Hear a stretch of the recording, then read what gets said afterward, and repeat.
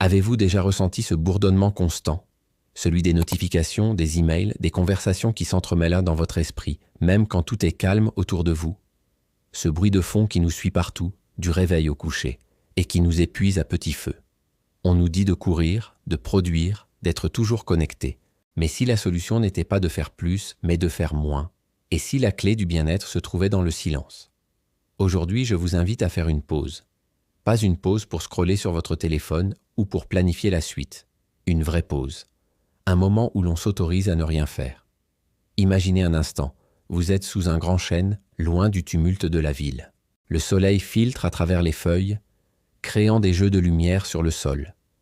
Vous fermez les yeux.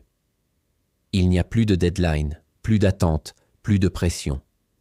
Juste le son de votre propre respiration, le chant lointain d'un oiseau, le murmure du vent dans les branches.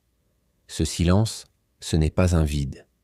C'est un espace. Un espace pour que vos pensées se décantent, pour que vos émotions trouvent leur place sans être jugées. Dans notre société obsédée par l'action, ne rien faire est presque devenu un acte de rébellion.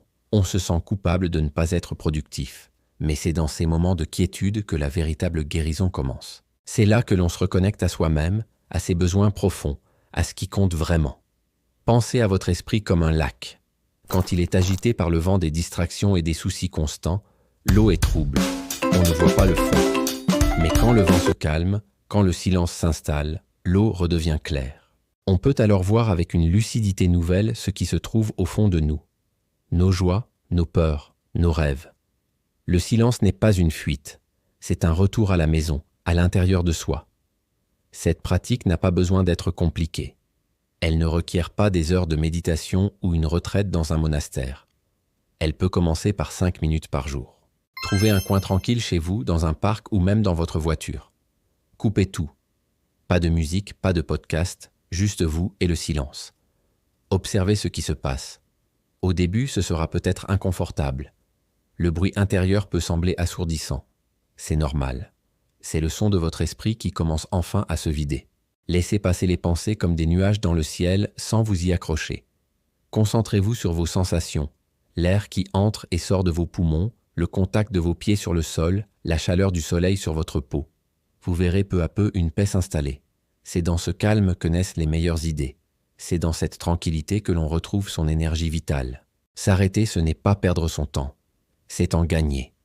C'est investir dans sa santé mentale, dans sa créativité, dans sa capacité à être pleinement présent pour les moments qui comptent vraiment. Le silence nous apprend à écouter. Pas seulement les autres, mais surtout nous-mêmes. Il nous aide à discerner l'essentiel du superflu. Alors, je vous pose la question. Quand avez-vous, pour la dernière fois, pris un vrai moment de silence pour vous retrouver? Pas pour réfléchir à un problème, mais simplement pour être, pour respirer. Racontez-moi en commentaire votre expérience avec le silence ou l'endroit où vous aimez vous réfugier pour trouver la paix. Si cette invitation à la quiétude résonne en vous, n'hésitez pas à liker cette vidéo et à la partager avec quelqu'un qui, peut-être, a besoin d'entendre ce message. Et pour plus de réflexions sur comment vivre une vie plus simple et plus authentique, abonnez-vous à la chaîne. Merci de m'avoir écouté et prenez soin de vous.